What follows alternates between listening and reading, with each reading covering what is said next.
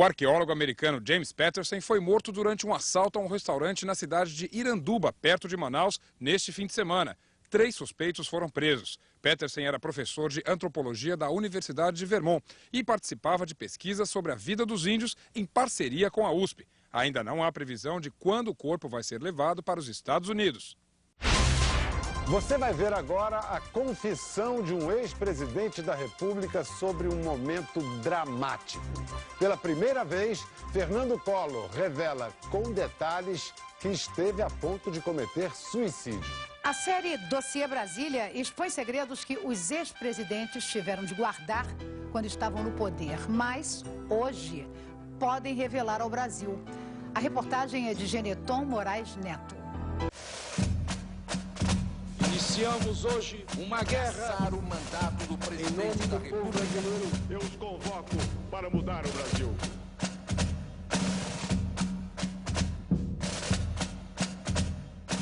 O homem que é personagem de uma das mais espetaculares histórias de ascensão e queda de um político revela o fantástico.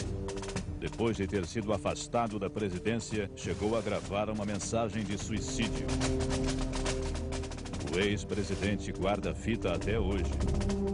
Só desistiu de se matar porque se lembrou do conselho que ouviu de uma figura importante da política brasileira. Collor fez estas revelações nesta entrevista em que anunciou: vai se afastar de vez da política. Não voltará a se candidatar a nada. Em nenhuma circunstância. Por quê? Porque eu não tenho mais nem motivação, nem vontade de participar do processo político eleitoral no Brasil. Uma cena surpreendente. Enquanto o país paralisado assistia à transmissão ao vivo da sessão que decidiria a sorte do presidente da República, o próprio Collor, o maior interessado na votação, não quis ver TV nem ouvir rádio. Preferiu o isolamento total.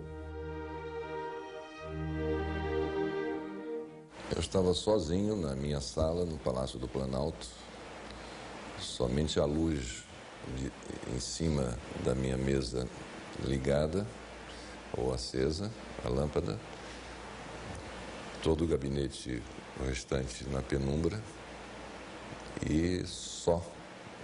E esperando que me fosse dado o resultado. Um silêncio absoluto. O trânsito estava interrompido de frente ao palácio. Não havia nenhuma movimentação. Quando aí eu ouvi, vindo do Congresso, aquele rumor forte, como a gente ouve quando na proximidade de um estádio de futebol, na comemoração de um gol, eu ouvi aquele rumor forte e eu disse: estou perdido. Imagens de Brasília agora ao vivo na frente do Congresso Nacional. As comemorações pela aprovação do pedido de impeachment na Câmara dos Deputados. O ex-presidente vai fazer agora uma confissão sobre um dos momentos mais dramáticos que viveu.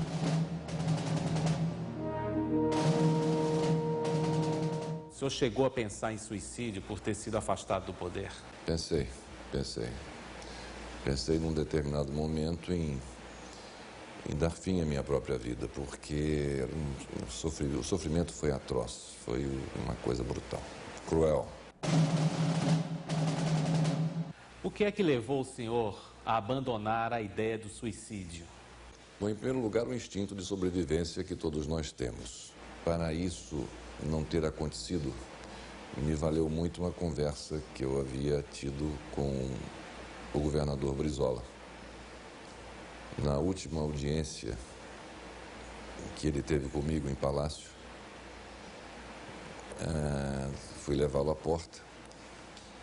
Ele saiu, tem a sala dos ajudantes de ordens, ele ali ficou conversando um pouquinho e disse: presidente, eu tinha mais uma coisa para lhe falar. Eu falei: vamos entrar, governador. Aí entrei, fechei a porta, vamos sentar. Ele disse: não, aqui mesmo na porta. Ele disse: olha, eu venho de longe, de muito longe, né, com aquela com a forma bem pausada com que ele falava. Eu venho de longe, de muito longe, já assisti muita coisa na política deste país e acompanhei de perto o sofrimento do Dr. Getúlio.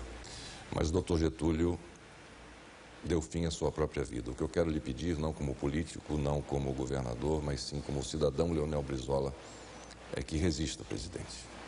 Lhe peço que resista.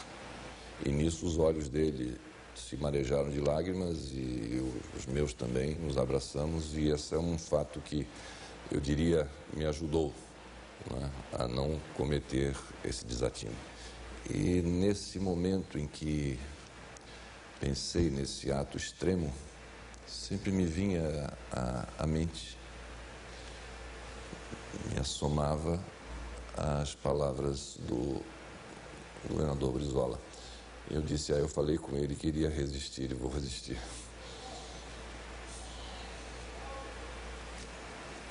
Foram nesses meses seguintes, janeiro, fevereiro de 93.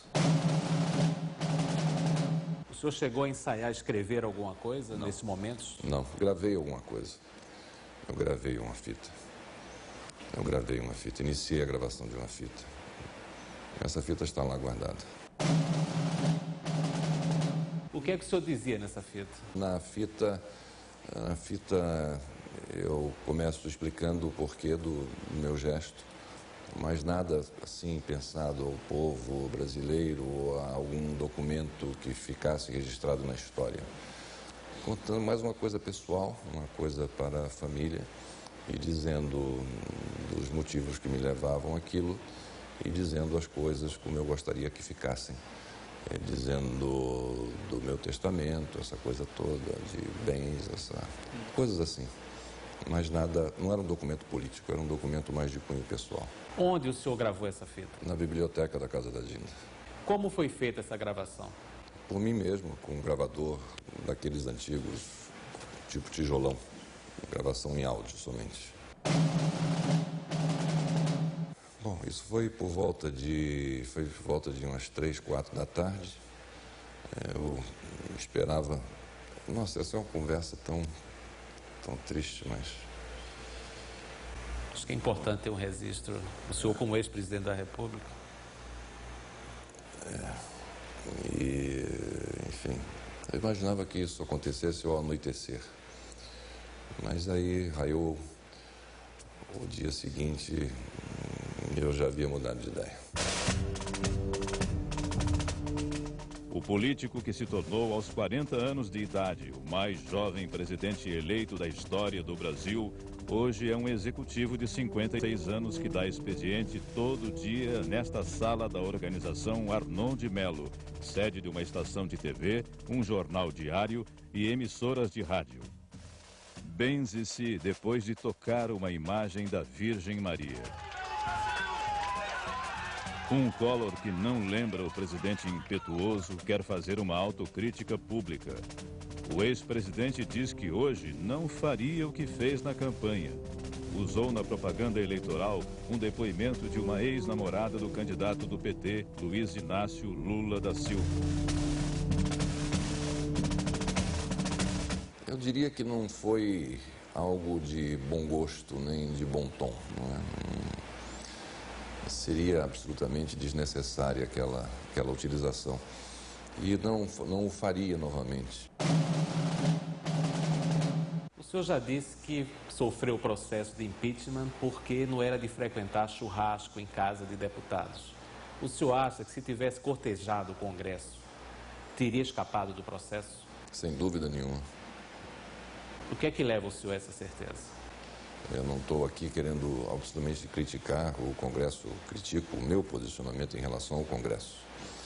Mas essa maioria parlamentar, ela se conquista com isso, com esses salamaleques, com esses churrascos, com esses almoços, com esses jantares, com essas intimidades. E como eu não sou muito dado a esse tipo de intimidade, de tapinha na barriga, nem aguentar pessoas já um pouco alteradas pelo consumo de bebida, então eu evitava fazer isso. Mas é uma das atribuições do presidente, sem dúvida nenhuma, essa, é de tentar a todo esforço consolidar uma maioria parlamentar que lhe dê a chamada governabilidade.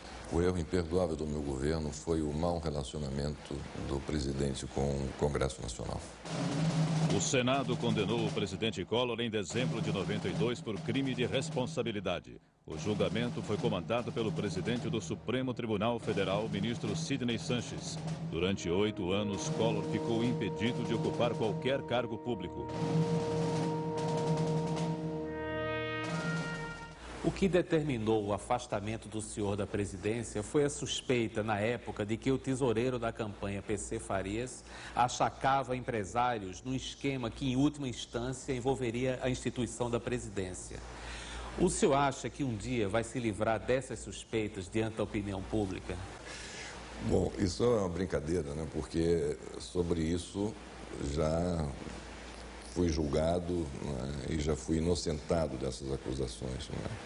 Quer dizer, repisar isso é uma coisa que não vai levar a lugar nenhum. Por 5 votos contra 3, o Supremo Tribunal Federal livrou o ex-presidente das acusações de corrupção passiva em dezembro de 94. Motivo: falta de provas. Collor tentou voltar ao governo de Alagoas nas eleições de 2002, mas foi derrotado no primeiro turno.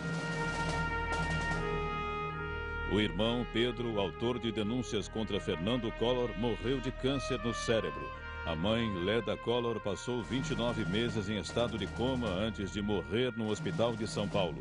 O empresário Paulo César Farias, pivô dos escândalos, foi assassinado em Maceió, num crime que nunca foi inteiramente esclarecido.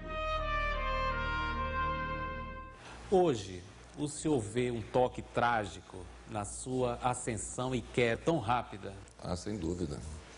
Há um pouco de sem querer fazer nenhum melodrama em torno disso, mas há características, né, de uma tragédia grega nisso tudo. Tudo que envolveu, né, do ponto de vista pessoal, familiar, político, a repercussão que isso teve em toda a população, né, o ápice, né? Eu acho que cada um de nós é do tamanho da onda que nos carrega, não é? E, de repente, uma onda enorme me leva e me coloca numa ilha fantástica, né? Um país fantástico, presidindo um país fantástico como o Brasil. Mas esta mesma onda foi aquela que também depois me tragou de volta e me jogou contra os rochedos.